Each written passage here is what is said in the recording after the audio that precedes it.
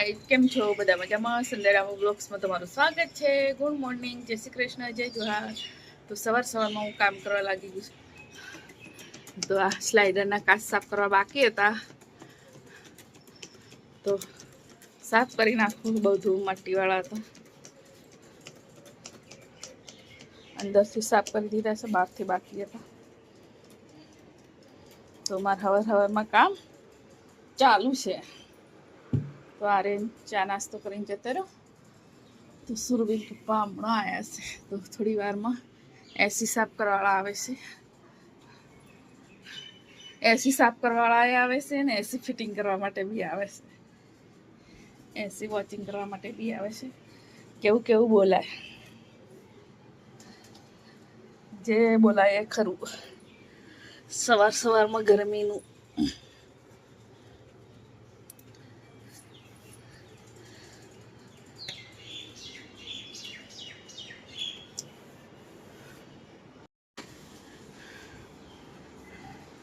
તો અહીંયા સાફ સફાઈ ચાલુ છે મારી.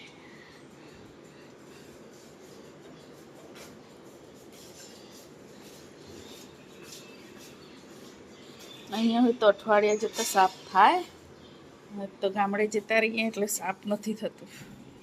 થઈ ગઈ હજી આયા નથી એસી વાળા, તો ભીંડા ધોઈને મૂકી દઉં. તો ગરમી તો એટલી લાગે છે ને, હજી જમવા બનાવવાનું બાકી છે. નાસ્તો જ બનાવ્યો તો સવારમાં પૌવા, તો છે ને હમણાં ભીંડા ધોઈને મૂકી દઉં. ભીંડા બનાવતી ને તો એક માણસ ના પડે, ભીંડા ના બનાય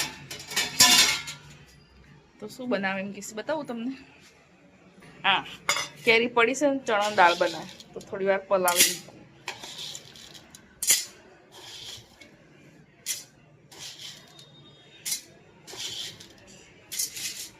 પલાવી મૂક્યું તો સરસ સડી જાય. હેલો ગાઈઝ, આજે ફાઇનલી અમારે નવું એસી આવી ગયું છે, તો અહીંયા લગાવવાનું છે. રાકેશભાઈ આવી ગયા છે નવું એસી લઈને. રાકેશભાઈ નવું એસી લઈને આવી ગયા છે. તમારે એસી સર્વિસ કરવું હોય તો રાકેશભાઈને અમદાવાદમાં કોન્ટેક કરજો. રાકેશભાઈ સરસ સર્વિસ કરી આપી છે. અમારે કેટલા વર્ષથી રાકેશભાઈ જ કરે છે એસી સર્વિસ. તો રાકેશભાઈ તમારો નંબર બી કહેજો હો. આ રીવામાં નવું એસી, આનું નામે મને નહીં આવડતું, મિત્સુબિશી હે ને. એટલે આ હોલ બહુ મોટો છે ને, એટલે આ એસી મંગાવી છે. સરસ છે, ફિટિંગ કરી તારે ખબર પડે કેવી હવા ફેંકે છે. ગાઈ જમાર ફાઇનલી એસી બેસાડી દીધું છે. તો આજે અહીંયા જમવા બેઠા હોલમાં. તો હજી પોતું પૂરું બાકી છે, લાગે છે ભૂખ વાગી ગયા છે 3:15. તો પહેલાં જમી લઈએ, પછી બીજું કામ કરીએ. આજનો સમય થઈ ગયો તો જમવા બનાવીએ છે. તો મેં છે ને આર્યનને પૂરી ખાવી હતી, એટલે પૂરી વણી આપી, લોટ બની. તો આર્યને તળે છે. હવે મારી વારી આવી છે, તો આર્યને ખાચી બધી તળી દીધી છે.